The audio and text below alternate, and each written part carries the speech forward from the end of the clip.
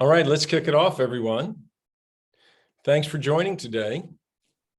This is a passion project for both Francesca and I. Happiness is an inside job, how to build your personal brand, self-image, and confidence from the inside out. There's a lot that we're going to share with you in the next 50 minutes. And much of this is common sense. Will there be something that really breaks new ground for you? Perhaps not. But what we're going to present is a cumulative overview of how to build your personal brand and confidence from two people who have lived it for so long. We beg, borrow, and steal from all the people that inspire us. So what you're going to see over the next 45, 50 minutes will be a lot of information. We're going to go fast. We're going to put a lot of things and throw those at you, but it's all designed to help give you the tools so that you can make the most of your life. I'm David Thompson. I've had a very interesting career, marketing, founder of Career Coach Pros, and then I was fortunate enough to become an adjunct professor at Temple University, and they granted me the opportunity to create what turned out to be the first college course on personal branding. At the end of the day, I'm a confidence creator. I love working with people. I'm a relentless optimist, and excited today to share with you what we feel is going to be a common sense and jam-packed information approach to building your brand and your confidence. I'd like to introduce Francesca. Thanks, David. What an honor it is to share this meeting space with you and everyone who has joined us. So grateful for your time today. I know there are a lot of decisions to make during the day, and you have decided to spend this hour with us. So I am eternally grateful. My name is Francesca Zampaglione. David, I said that especially for you. He likes it when I pronounce it correctly. It's a soft G. And I am a CPA turned stylist. And usually I can't see everybody's head spinning right now, but typically when I say that, people are like, what? Like, how did that happen? So long story short, I am a first generation college student, Italian American. My family, my parents immigrated to this country, to the United States in 1960 with my oldest sister, who was only 2 years old. And what I learned from them throughout my life were some pretty amazing things. But three qualities that I learned from my parents that I carry forward to today and what helped me become a stylist. So yes, I went to school for accounting, but these things were always ingrained in me, right? And as David mentioned, I too am a confidence creator, eternal optimist, and here to share our wisdom and how the things that we practiced. But what I learned from my parents, resiliency, tenacity, and the importance of image. They were judged a lot being immigrants, and they knew they had to withstand a certain image. And that is something that I brought with me to my career, because I asked myself, how am I going to set myself apart from all of these Ivy League people? I went to work for one of these big fat accounting firms, right? It used to be 8 and now it's 4. And I didn't know what to do other than work hard and look good and dress to the next level. So that is who I am, and I just wanted to share that with you. And it has just been a fun journey in learning about happiness and why we want to share this with you today. So hopefully I'm going to try and advance the slide, but I can't. So yes, David, I'll just cue you if that's okay. Yes. Oops. We get super excited. So happiness is an inside job. We see this quote on the left-hand side. That really rings true for our time together, not just now, but forevermore, right? That the happiness of your life depends upon the quality of your thoughts. And we're going to be talking a lot about that today. But what's amazing is that Marcus Aurelius, okay, who was alive from say 140 to 160, yes, all the way back then, thousands of years ago, he came up with this saying, and it still holds true. So these are things that we are going to reinforce today and to help you learn and build a strong personal brand. And then hopefully to evolve some thinking about you and your self-image and things perhaps that you didn't think about that you can take forward today. And then also become your own confidence creator with some things that we will share from our hearts to you. and understand how great you can feel when all of these things intersect. Your brand, which David is an expert in, your image and your confidence, and all of these things. And here is a wonderful surprise that we want to share with you. This conversation is going to continue next week, next Thursday at the same time at noon. So we invite all of you to join us, please. We would love to see your wonderful faces again to continue this conversation and answer any questions perhaps that we don't get to today.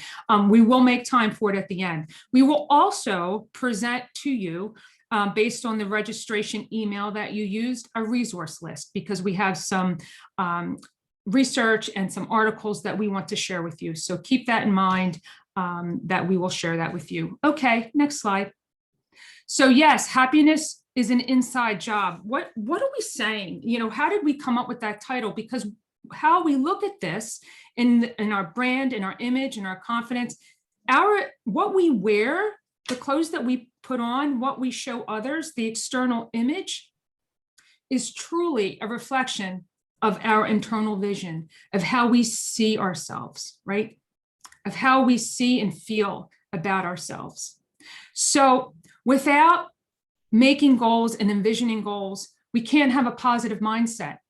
And then with that, we create barriers. And we don't want to do that. But how can we identify that, right? So here's a research study by Harvard Business Review, which we will quote a couple of times today, that optimists were significantly more likely to experience better financial positions than pessimists. How great is that, right? Rich people are happy people. However, let's take that a step further. Are all rich people happy people? No, but we're not going to be in that crowd. We are going to be happy and rich in that, rich in our emotional state, rich in our mental state, and rich in our bank accounts. So we're going to move forward. Yes, and here we are is something that a lot of us have done. I have personally. We create a barrier with something that was identified in the late 80s, 1987 to be exact, as imposter syndrome. That is a barrier that we mentally create. Now, I'm not saying we do this intentionally, but we can intentionally remove this horrible stigma that we create within ourselves. This picture is symbolic in that those clouds behind this young lady represent those horrible atomic negative thoughts that explode in our mind and take us over. And what I want you to think about is this picture and know that imposter syndrome is behind you, right? It doesn't have to be in your mind. It can be a big dark cloud behind you and not to look back.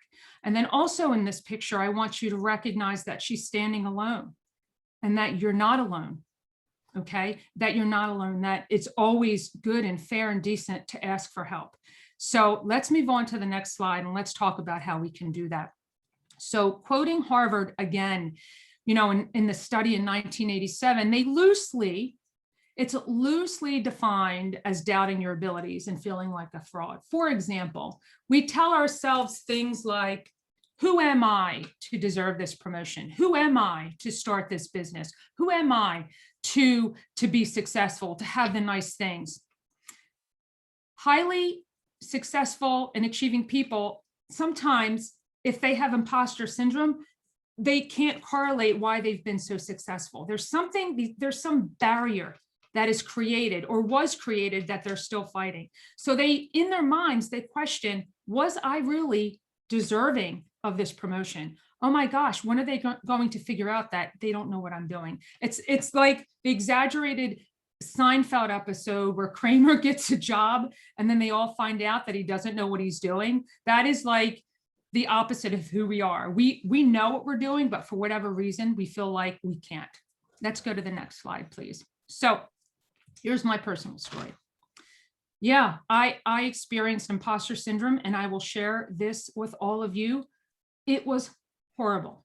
It was a horrible experience in that I felt as if I didn't belong, right? It was the exaggerated Kramer experience, but I really felt it in that it started to impact my health. And in fact, it did. And I became ill. And in the third statement here, that there wasn't enough coffee in the city of Philadelphia to give me the energy to overcome the stress that my thoughts were causing. I'll repeat that. There wasn't enough coffee to overcome and give me energy to overcome these horrible, stressful thoughts, right? Because I wasn't aware. I wasn't aware of what was going on. It was just a vicious cycle. And I want to share with you how we can step out of it. You know, what's interesting is there was even a Starbucks. If you've ever been to Philly or any other major city, there's a Starbucks on every corner. Okay. So I would frequent Starbucks at 8 a.m., 1 p.m., and then again at 3, thinking it was going to help me stay until 5. And it just didn't, because the stress was just overwhelming. So let's go to the next slide, please. And let's talk about an expert on imposter syndrome. This woman featured here, her name is Valerie Young. She bought and purchased the URL. She owns the impostersyndrome.com. She has been speaking on this topic for about a decade. And I want you to know that this term doesn't apply to a particular gender, or it applies to all of us, males, females, regardless too of generation, because it's being used fairly frequently today that it's the millennials. It's all of us, people. We can all fall into this trap. But the key tip that Valerie shares, you guys, the key tip is the only way to stop feeling like an imposter is to stop thinking like an imposter, right?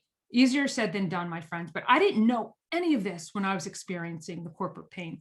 Next slide, please. So let's bring this to today. As I mentioned a few seconds ago, right? The millennials are being identified as having this, but more specifically, in the past 12 months plus that we've shifted into this pandemic, about 2.3 million women have taken a step back from their careers to take care of their families and their household, altering their career paths, ultimately altering their confidence and their ability and their personal lives, right? So just imagine you haven't done a particular task or analyzed a financial, and then all of a sudden you're competing with the world again to get that job.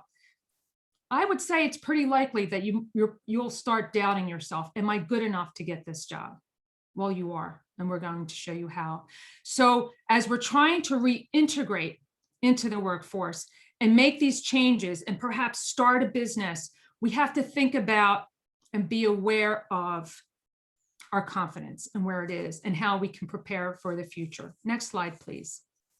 So here's a graphic that we're pretty proud of. And I say Dave and I, because we have poured our heart and souls into each and every one of these slides. And we felt that this graphic does a great job of capturing the circular nature of where we want you to be now, of where we want you to be, right? Because once we become happier on the inside, then we're more positive on the inside and how we feel about our self-image, and then other people see it. And then we create raving fans. And it's a beautiful cycle, right? We're happier, we have a positive image, which makes us happier, which then we start dressing just like we feel. There's a direct connection. So here we want to support that image. Here we want to generate confidence with what you see in the mirror. And going back to what Valerie Young said, going back to what I didn't know, you guys, what I didn't know and the trap that I fell into in corporate was awareness. And I bring you back to that first bullet because you might want to say, you might be asking, what do you mean by self-defense mechanism? I have a personal story. I love to share my stories because hopefully it makes a connection.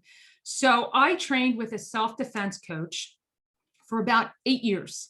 The particular karate, it was called Krav Maga, which is a self-defense form practice of karate.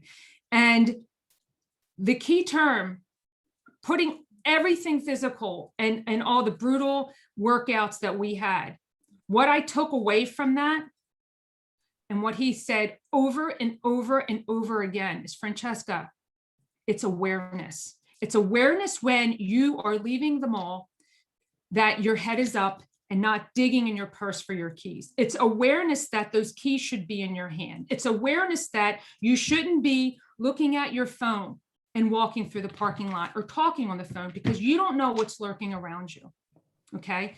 So physically think about that term and how it can impact you mentally and how we need to be aware of things around us and what we tell ourselves. Next slide, please. So what I'm saying, so I practiced with this coach for 8 years and I could practice some more. So we need to continue to practice, supporting and creating a process to support our positive image and self-esteem and to avoid slipping into self-doubt. Can we slip back in there? Yeah, sometimes we have bad days, but we continue to practice.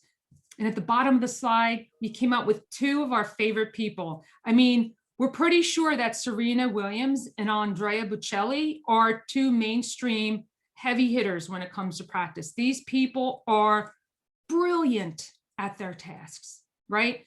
Big hearts, big souls, big performers. Everybody loves them. And do you know how they got there? It's all through practice. Next slide, please. So here's a question, and I have my chat.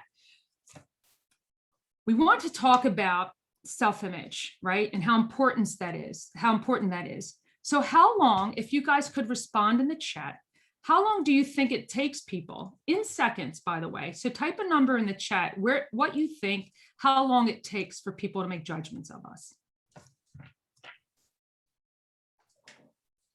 I see 41, 30 or less, 0.001, that's hilarious, 5, 7, 3. All right. Jason Rinaldi, 3, 7, thank you. So some of you may have heard this. There's a nice average there. Next slide. Yes, it's 7 seconds. Let me count that out for you. 1, 2, 3, 4, 5, 6, 7. That's it. That's all it takes. And that's all we get. 7 seconds. It's not a lot of time, right? Rodney Jones, I wish it were 10 seconds, right? Where we get 7, and it might even be less than that, right? Might even be less than that because we're doing a lot of things virtually and we're doing a lot of visual things. But would you believe that within that 7 seconds, what people notice first, more than half the time, so 55% of that time is based on what you're wearing. What does that tell you? That tells me that your clothes talk before you do, right? Because the remaining percentage in that equation, the 45%, is based on what people hear you say. So this is first. This is 7 seconds. And that's all. Heather Johnston, I see that you say you wish you would have dressed today. Here's the caveat that I should have said in the very beginning. I am judging no one on what you're wearing today. That would not be fair if I were to judge you today. However, maybe tomorrow, if we were to connect, no, I'm kidding. I will not be judging you, and that is not my job today. My job is to pour my heart and soul on how we can make ourselves feel better. So fairly or unfairly, right? People make snap judgments. So what do you want that to be? What do you want people to think about you? So we need to manage our attitude, our thought process, which leads to our style. Next slide, please. There we go. Back one. All right, awesome. Thanks, David. So here's an interesting point in the presentation, because this is where image, style, and confidence all intersect. And you know where? In this closet. How hilarious is that, right? It all comes together in the closet. So this is a picture of an actual closet of an actual client of mine whose name is nameless, right? And she approached me needing help, and she said to me, I have nothing to wear, Francesca. I have nothing to wear to work. I'm struggling. This was one of 3 closets. And I know the women are laughing at this because we all have that secret closet. We all do. And there's stuff that we hold on to. But let me tell you this person's story, because she needed serious help, because she is an accounting partner. She's in her mid-30s. And we approached her closet, but we started with the other closet. This was in her bedroom where she got ready every day. And I will tell you, after 3 hours, I will attest that she was right. She didn't have anything to wear. Do you know why? Because she had things from high school. Again, she's 30, all right? She had clothes from high school, clothes from college, clothes that her ex-mother-in-law gave her. Every hanger had a story. And that's why it took 3 hours. Otherwise, it should have only taken a half hour. We attach ourselves to things, right? But are those things helping us, right? So I helped her move through that. And I left her with a list of things that she could wear. And one of the key things was pants. So in the middle of this picture, you'll see things folded and it looks like t-shirts. Some of them are pants. So I asked her, where are the pants that you wear to work? You said you wear pants, but where are they? I don't see them on the hanger. She pulled it out of that pile of things that were folded. And I was like, oh, I tried to hold my reaction, but I said, oh, no. You're a partner. You have people reporting to you, correct? Yeah, I have about 10 people. I said, we need you to be a role model. You cannot wear yoga pants to work. I don't care how long the blazer is. We need to get you a real pair of pants. So that is the story of having nothing to wear, of how important it is for her in a leadership position, for her to set that image up. But more importantly, it's the brand, her reputation. And I can't speak to it as expertly as my co-presenter can. So I'm going to hand it over to David. Thank you. Thanks, Francesca. I'm going to talk to you about personal branding and the experience of you. What Francesca said was very interesting about how do you want to show up? You can design this. You can create the experience of you, of what you want people to feel when they see you. We know that first impressions are critical. We know that they are based on instant snap judgments. How are you going to make those snap judgments work in your favor? One is not only what you wear, but one is the simple task of smiling, of approaching somebody and being friendly. I want to backtrack 1 second before I go on and talk about happiness. It's really fascinating. We've all experienced this. We all hear this. We have friends, we have ourselves say, I just want somebody to make me happy. Make me happy. That is a big ask.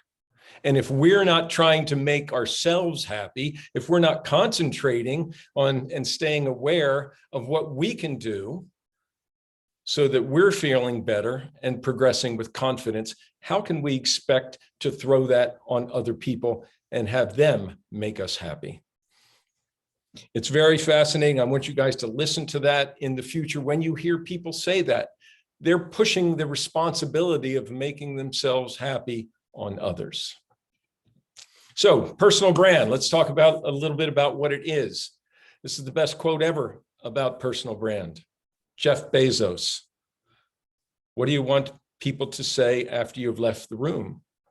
What do you want people to say after you've left the room? You've gone in, you've made a first impression, there's a snap judgment, you're at a networking event, you're at a social event, and you're leaving.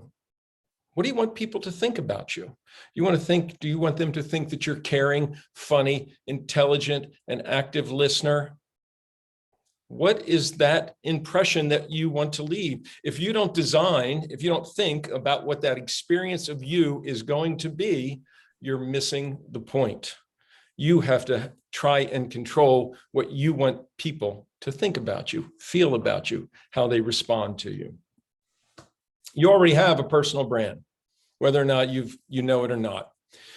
I've highlighted 2 words. Personal brand is a perception maintained by others. We all have ideas about corporate brands that we like, Nike versus Under Armour, Google versus Apple, whatever those going to be. Those are our personal perceptions of those brands and the relationship we have in there. Comcast, horrible relationship based on customer service. So personal brand, you have it, it's set by others, it describes the qualities and the relationships of that person's relationship with you, good or bad. Brand is relationship. Here's a fact, 75% of jobs now come through referral or recommendation. 75% of jobs now come through referral or recommendation. That means if you're the person who's dedicated to sending everything in through Indeed or LinkedIn Jobs, you're missing the boat. You're missing the opportunity to be hired in the way that the industry is moving forward. So the takeaway for you all today is you are in the relationship business from now on, and you're in the relationship business. You will be from a position of feeling genuine and authentic and designing the experience in the way that you want to be seen by others. Impressions become perceptions. So if we don't manage these first impressions that we try to set, if we're just cavalier about those, you can see where misperceptions ensue. And we've all experienced this. If you take a look at the perceptions on the right side, there's a fine line between perceptions. And if you're not trying to put your best foot forward and create how you want to be seen by others, you are allowing yourself to be seen in the wrong way by others. When you commit to strong first impressions, you don't have to work harder to change misperceptions. The benefits, when you are perceived more accurately. Science shows when people see you and perceive you accurately, happier, positive relations, greater sense of purpose. Others believe you are trustworthy. We all want to do business and have friends that we know, like, and trust. You have more confidence in yourself. You have easier communications and relationships. Is there any reason not to work a little bit harder to ensure that you are perceived accurately when you see a list like this? And that's a rhetorical question because I know there's no answer not to. Self-doubt. We talked about self-doubt a little bit, and personal branding is the process of understanding yourself, identifying your values, and knowing what is near and dear to your heart and the goals that you want to have. Yet we're all human and we set up barriers to our own success. We self-sabotage each other. We struggle with beliefs that are not positive, and we have internal conversations with each other. Oh, I'm not going to apply to that job online. 147 people already did. Who cares? If you feel confident about yourself, if you know how to present yourself, you don't care if there's 1,000 people. So stop having internal conversations with yourself that start with the word, I can't, or the phrase, I can't, I won't be able to. Just stop it. This is part of the self-awareness. When you see and hear yourself in conversation with yourself and it's not positive, you have to recognize it, be aware of it, and get yourself off of it. Worry is the thief of joy. When you play in the space of self-doubt, you have no space for joy. Don't worry about what you can control. We've heard that many times. In fact, the quick story about behind that for me is that I heard that in college. And I don't know who the genius philosopher was, but I'm pretty sure he probably had a bong in his right hand. But regardless, that stuck with me. Don't worry about what you can't control. And you know what? It takes practice. It takes practice. And I had to practice. I would listen to people. I'd listen to negativity, and I would try and get myself involved in things I had no control over or worry about it. All this does is take away space and energy in your mind and your heart for things that bring you joy. So why would you want to make sure that your brand, that you're living your brand and that you're not worrying? It's because we live in a world that's trying to make you something else. Now, Ralph Waldo Emerson only wrote this in about 1840. Can you imagine that? And look at what we're dealing with today. We've got a fractured nation and globe. We've got people trying to tear each other down for sport. We're living in a society in which social media is predominant, and it's fake, and it's harmful, and it's addictive. And that's what is trying to tear society down, maybe tear you down. So staying true to yourself, understanding who you are, your brand, your core values, is even more important today than it was to our friend Ralph in 1841. Your strong personal brand. How do we get there? It's not 5 tips and tricks. If you Google personal brand in Google, you get like 25 pages, a million different entries on how to. It is a process. It's a process of self-discovery, determination, and awareness that I'll be describing. But it's really about being intentional and understanding the experience of you that you want to create for others. And it's based on your values, your standards, your style, and developing relationships, the key to your future, and a roadmap for your success. One of the roadmaps and tactics is very powerful, and Francesca, please share with them. All right. Thanks, David. That was awesome. So yes, here's something that I found out about a decade ago, and I wanted to share with you. It's called the power pose. So this is a great TED Talk. Again, this will be in the resource link, but Amy Cuddy has done some great research on body language and the nonverbal signals that we send. This is what I'm going to call the Wonder Woman pose. So let's go to the next slide, and I will tell you that it works. So Amy has done some great, I should call her Dr. Cuddy. She's done some incredible research that it only takes 2 minutes. It only takes 2 minutes to shift our mindset from powerlessness to power. And it can be done just with this Wonder Woman pose. In fact, I've done it. I've done it often. I did it today before this presentation. Just look in the mirror and stand like that. It's an open body language. It can be used for any social interaction, for an event where you're not feeling comfortable, whatever it is for you. This is a very powerful posture, and it creates positive mindset. Again, it's backed by science, and the TED Talk might be 17 minutes long, and it has, I don't know, close to 10 million views. So it's worth your time. We'll send you the link. So be intentional with it and use it. And I will tell you, I used it in my corporate world, and it helped me get through some pretty horrible presentation when I had to tell the board that we were losing money. Okay, next slide. Not a fun position. So let's get back to how this can help us with imposter syndrome, right? I thought that it was important, and David has mentioned it too. The key is awareness. The key is being aware of your mental surroundings. Why don't we say that? And not to beat ourselves up, and to be careful with the words that we say to ourselves about ourselves. Look at it this way. In other words, would you tell your best friend that she's ugly? Pretty sure you're not going to. So don't tell yourself that. Don't tell yourself things that you're not going to tell your best friend. Positive words only from today on, people. Yeah, but we have to practice. Try to not have negative side conversations. And if you do, get back to step number 1, which is awareness, and try not to let those negative thoughts overcome how you feel, your emotional state. Because essentially, once you create this positivity, that cycle of happiness and positive self-image, it becomes repeatable. Let's go then to the next slide, please. So here's how it works. Words become thoughts. Thoughts become feelings.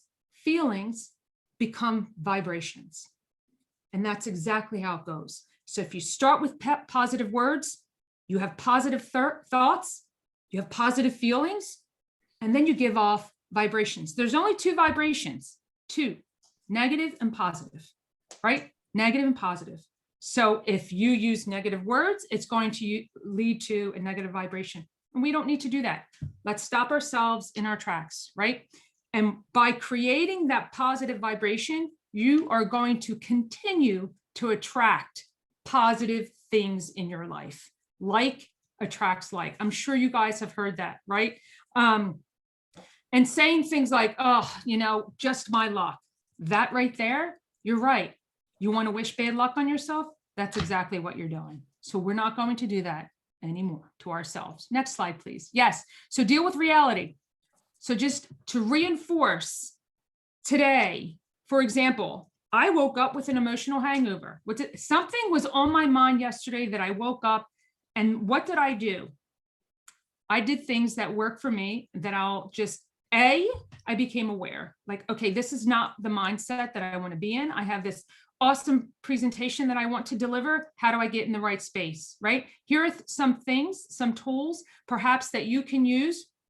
These are just examples, but do what's right for you. Meditation, exercise, walking, journaling, painting, music, walking without your cell phone, whatever works for you personally is what you want to attempt. I do just about all of these things, maybe not all in one given day, with the exception of painting. Maybe I'll pick that up one day, but I have daily dance parties to put me in a good mood, just do what works for you.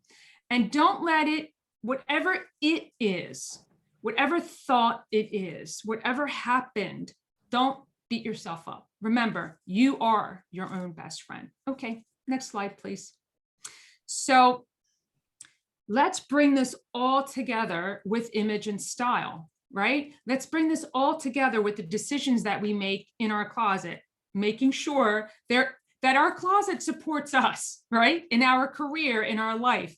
We want things that fit relatively well and that we're comfortable. So that could mean sweatpants every day, all day, but I don't know that that's going to work back in the workplace. So bottom line is we just want to make sure we have things in there that work for us. But here's a key tip. This is a big question that I get all the time. Francesca, what about colors? What color should I focus on?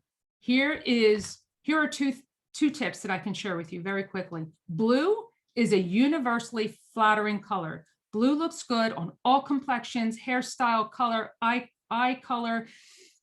Blue is a great color for all of us. Secondly, if you're not sure and you don't have any blue things in your closet, if you wore something to work or to a social event one day and you got a ton of compliments, people like, oh my gosh, you look so good today. Oh, you look really good. Is that new? Oh no, I got it on sale. These silly conversations. First of all, accept the compliment and say thank you. And then realize that whatever color you're wearing that day is the color for you.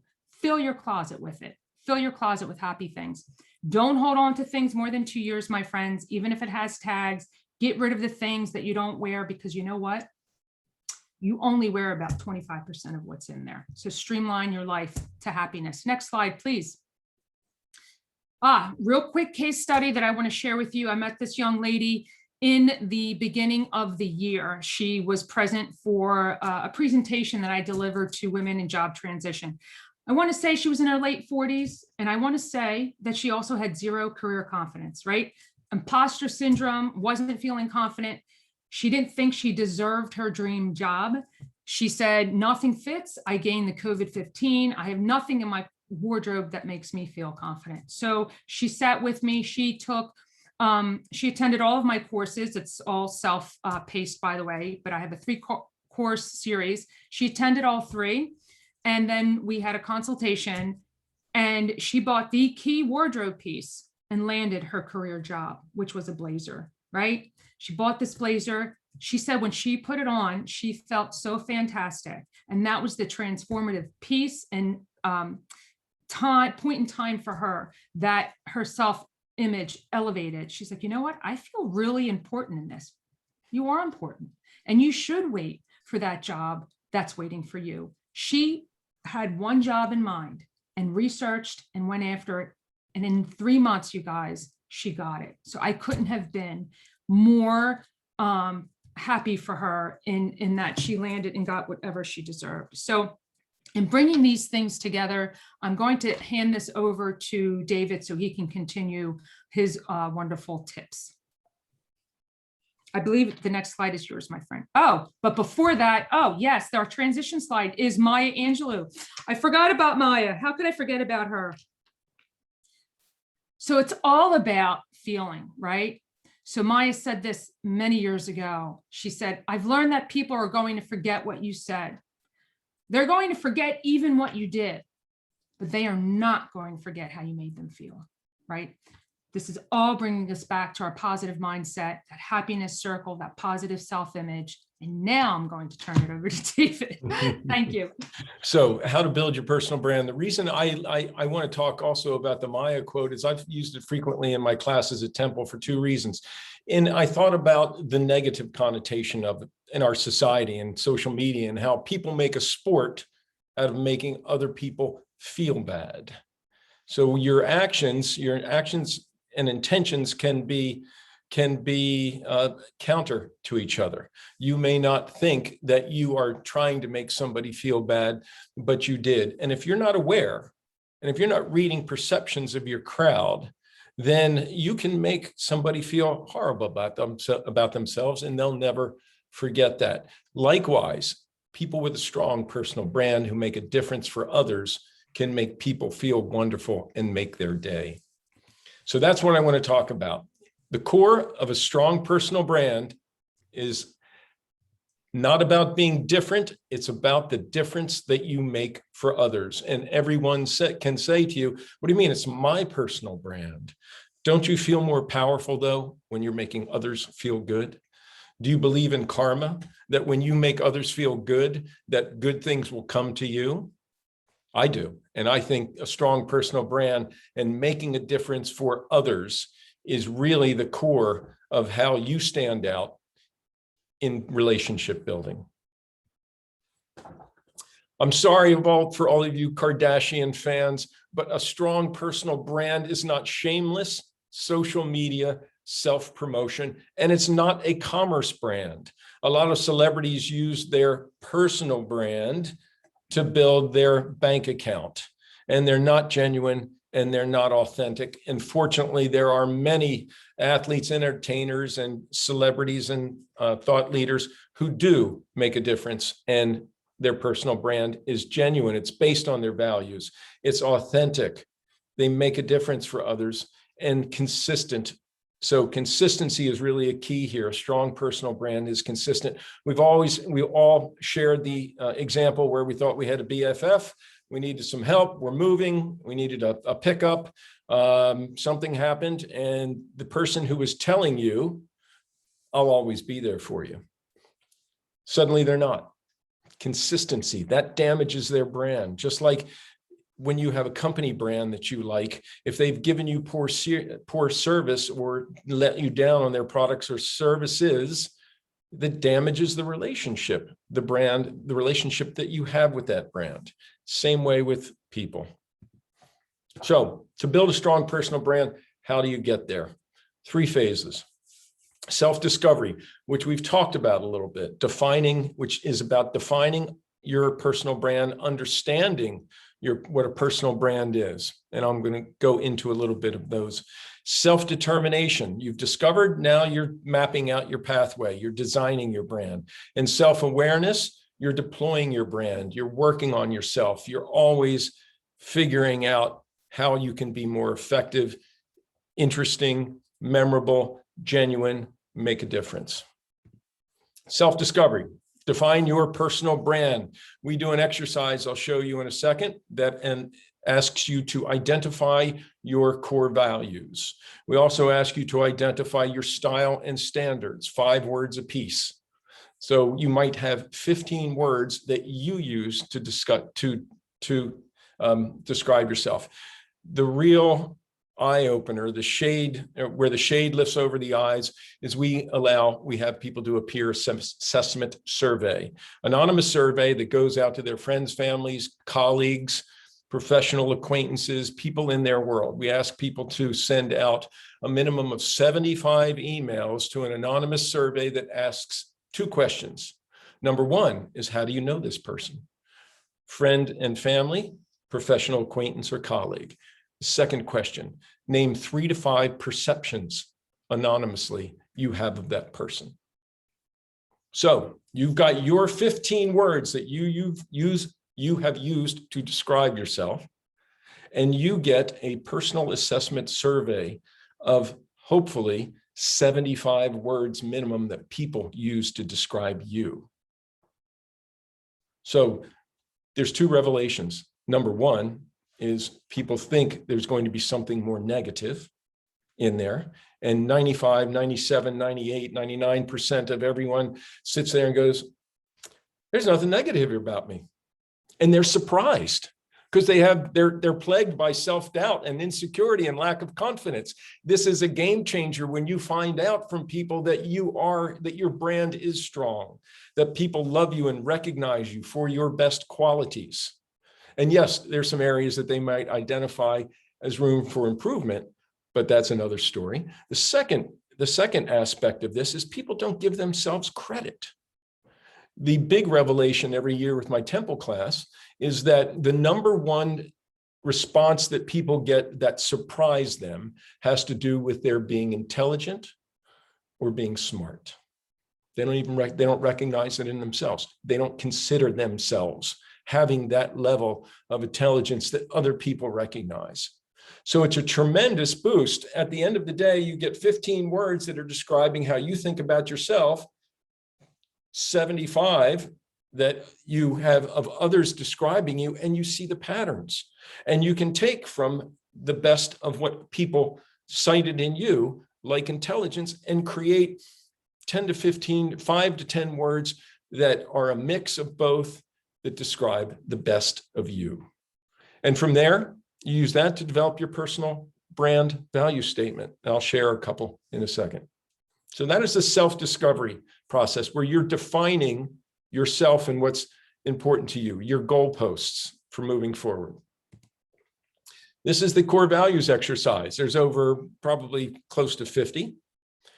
And we have everybody rank these in not important, somewhat important, and very important. So there's recognition, service, self-respect, spirituality, stability, creativity, economic security, travel, health. Really is a fascinating exercise to go through this and make those choices. We asked people to take just the very importants and pick 5. What are the 5 most important values that you have right now at this point in your life? It is an eye-opener because we don't really think about that. We don't define them. They become your guideposts for your brand. And when you know that you're not on brand, you can think about five or so words that you really feel represent your goals. Second phase, self-determination, design your brand, commit to this experience. What do you want people? You know the words that people use to describe you. You know the words that you use to describe yourself. What is the experience of you now going to be? You design that. We create your personal brand platform and we create your story. Here's the hardest interview question that people face. Tell me a little bit about yourself. And what do people answer with? Normally, well, what do you want to know? They're not prepared to tell their story. In the first part of learning about your brand, the self-discovery, you're understanding already how you're perceived and how you want to be perceived. You're creating an idea of what this experience of you is going to be. You have a brand platform that lays out all of these words that describe you. Now you have to tell your story. You have to learn to tell your story in a way that impacts others and that you feel comfortable. So this personal brand value statement, it's sort of a tagline for yourself, but it expresses your value in a relationship. So mine is positivity, connection, and true stories. All of those important for me in sharing that with others in a relationship. Positivity, connection, and true stories. 2 of them I want to cite. One that just blew me away with their creativity and made me want to connect with these people instantly. One was a student at Temple who wrote 6 words: problem dissector, dot connector, smile creator. I went, Brandon, I just hired you. I'm hiring you on the strength of just understanding that way that you can present yourself. It's amazing. He simplified his life down to those 6 words. And I think it was just so powerful. I reacted instantly. The other one is a gentleman that may be on our Zoom who's a master networker. And he's in the IT business, managed service provider company. And he writes, his personal brand promise is, I take the SH out of IT. value statement. He helps make your life easy when it comes to IT. It's creative and it's memorable. This is all part of telling your story and assets that you can use. In this phase also, it's all about self-determination, preparing and road mapping your career and updating your career tools. Here's what goes in one side and comes out the other.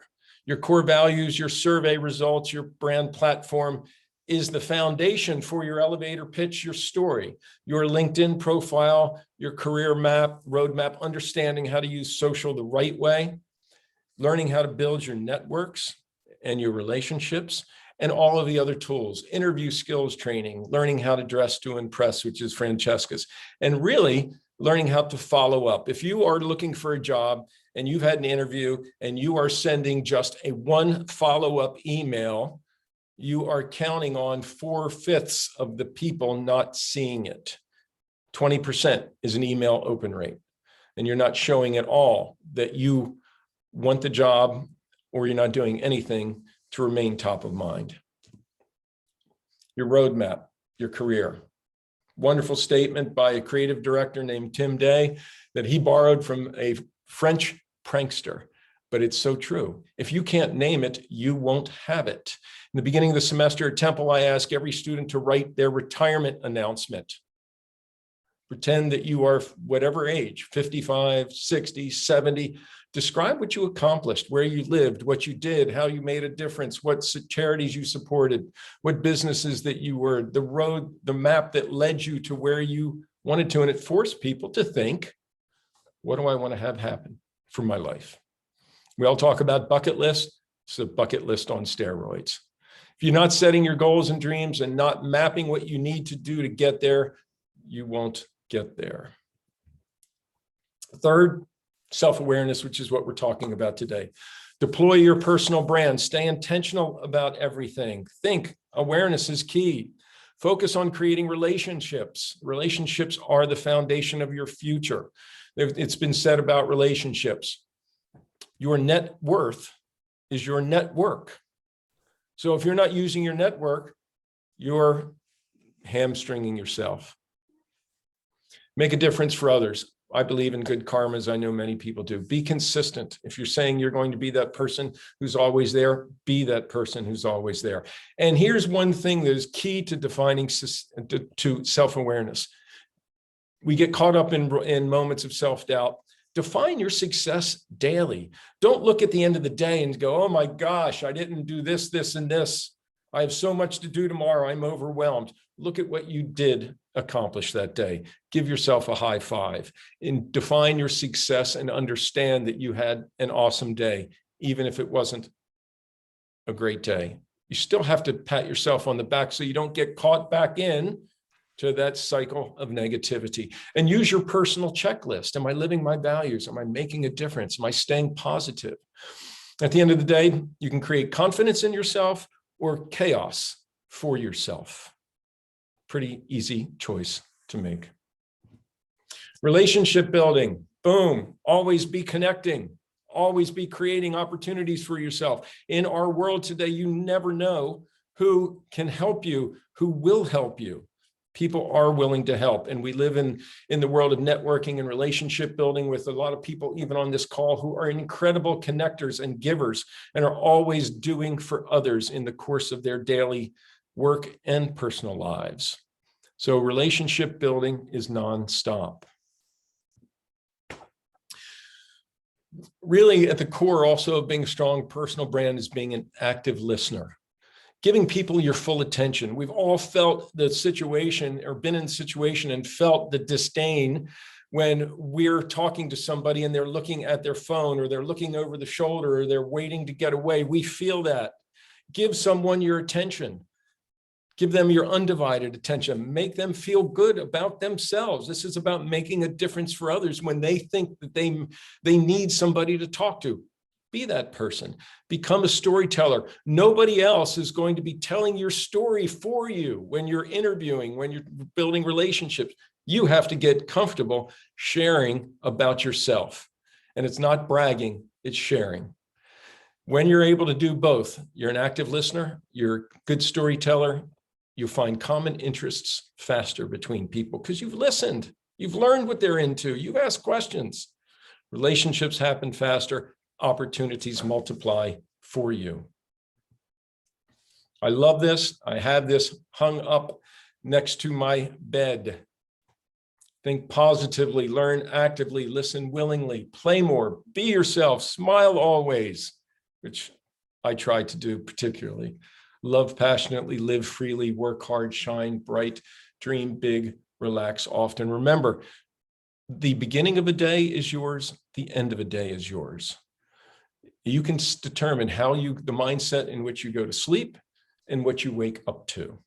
And if you're practicing even half of these during the course of a day, you will feel better about yourself. This is a compass for you to stay on track and stay aware. And with that, those are my top takeaways. I would love Francesca to share hers. Sure. Thanks, David. That was awesome. Chock full of so many tips. I know we only have limited time left, but just to reinforce that self-awareness is a practice, right? It's going at it day after day, multiple times during the day. Being intentional is a process. Strike that power pose now that you know about it. Males, females, whoever is out there, if you're feeling any bit of insecurity, I will promise you it will bring you exactly to where you need to from a confidence perspective. Your network is your net worth, and it will create the ultimate experience for you and for yourself and for others. Ultimately, yes, what we're saying of all the things that we've said, to sum it up back to our title of this presentation, is that happiness is truly an inside job. Please, David, if we could go on to the next, we're going to just leave some contact information. However, of all of these wonderful souls who have joined us today, David and I are going to scramble and select one person is going to win a 1-hour free consultation with the two of us. There'll be some Q&A, some back and forth, just so we can continue to support you. So there will be one lucky winner and you will find out via email. So I can't wait to see who that is. This is how you can reach me. My website is dressedsmart.com. I am officially today, which is May 19th, my friends, I am launching a membership, Dressed Smart with Confidence. So if you are interested, please contact me at my website. I have a page, or you can find me on Instagram. The handles are below, dressed.smart or styled by FZ, or hello at dressedsmart.com.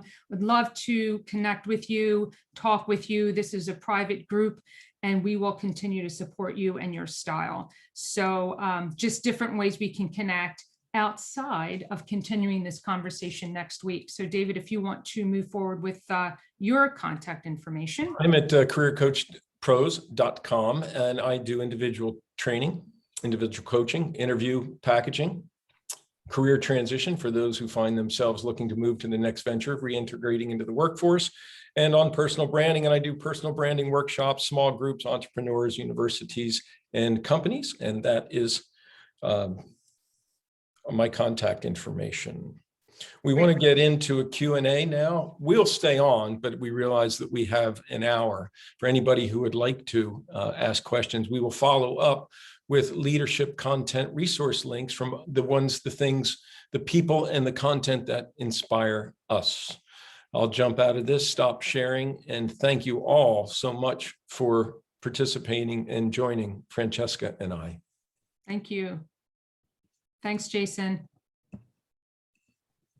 Aha. You can unmute yourself or ask any questions if you would like.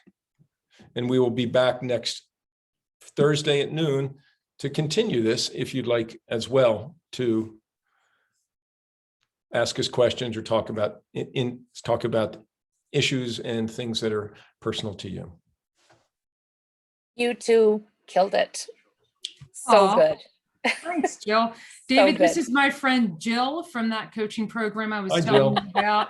She's a lovely How are soul. You're a sweetheart. It's so great to see you. Thank you. Well, I'm grateful that this kind of class exists in college, because I have a freshman and in a liberal arts college. And I just feel like, this is the stuff that these young people need to know, because this was not what we learned when we were younger. Right? So super grateful. And I just think that it is an inside job. And if you don't bring it every day, people need it every day. That's the bottom line. So Yeah. thank you for collaborating. Thank you for finding each other. There are no coincidences, are there, Francesca? There are no coincidences, Jill. You're awesome. Thank you. Hey, Lisa, I Have a see your great day. beautiful smiling face. Thank you for being here. You bet. I brought people too. I brought some of my podmates. I and my know. You're Good so friend Beth. I'm generous. super excited. You're so generous. Thank you so much for doing that.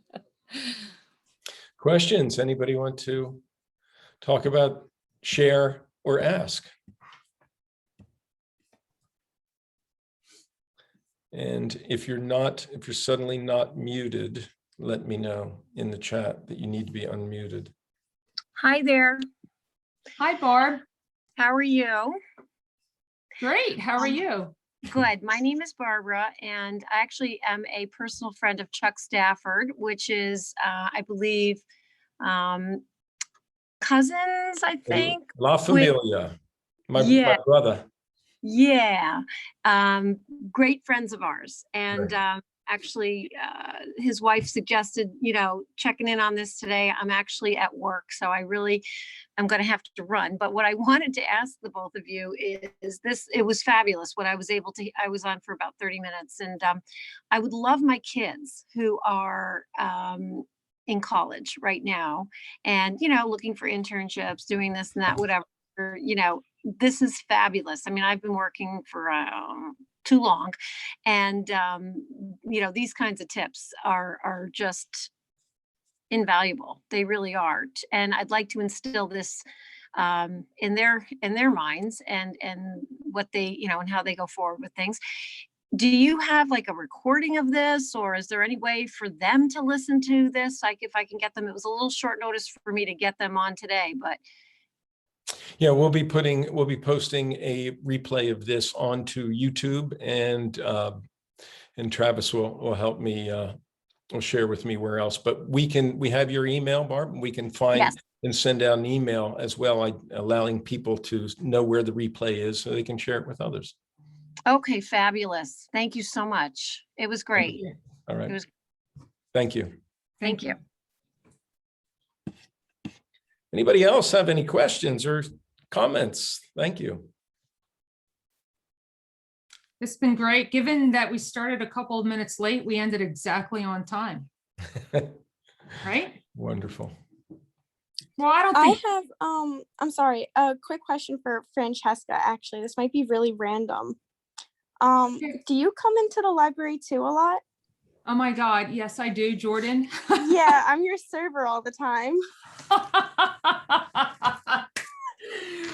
Oh my God, hilarious. So I'll have to, I don't know if we're going there this Saturday. So all of you on the call, Lou and I have one restaurant that we go to, and that is the Library too. They have the best steak. It's a great restaurant, and you are hilarious. So Jordan, you have to, I can't see your face right now, but oh, there you are. Sorry. Why are you sorry? But thank you for showing your face. So yes, I do go to the library too a lot. How did you recognize me? My face? Because I don't always go this fancy. By Saturday night, I'm pulling my hair back in a ponytail. So yeah, let's go get dinner and go out. My best friend Kira actually sent me this link. She knows David, and she's like, why don't you do this this Zoom call? And I looked into it. I was like, oh my God, it sounds very fascinating. And I saw your picture, and I look at her, I'm like, she's one of the regulars at the library. I'm like, I see her face all the time. Oh my God, right? So it's such a small world, which I think reinforces the 7-second first impression situation, right? How Yes. important it is to always be cognizant and intentional in keeping that 7-second impression there. So if this conversation didn't reinforce what we talked about today, I don't know what will. So no, really, that was just, perfect. you're fascinating. Thank you for calling yourself out. And everybody knows where they can find me on Saturday night now for dinner. Thank you, Jordan. That was Of awesome. course, you guys did a fabulous job. Thank you so much. Thank you so Sure. much. That was great. Unless there's anybody else, we'll say goodbye and invite you all to spread the word as well about our Q&A next Thursday at noon. We'll be sending an email follow-up to you all that lists the resources and the resource links that we suggest that we like and have cited today, and the replay, a link to the replay probably on YouTube. And again, thank you for joining, and invite others if you'd like to participate as well next Thursday. Great. Thanks all. Bye.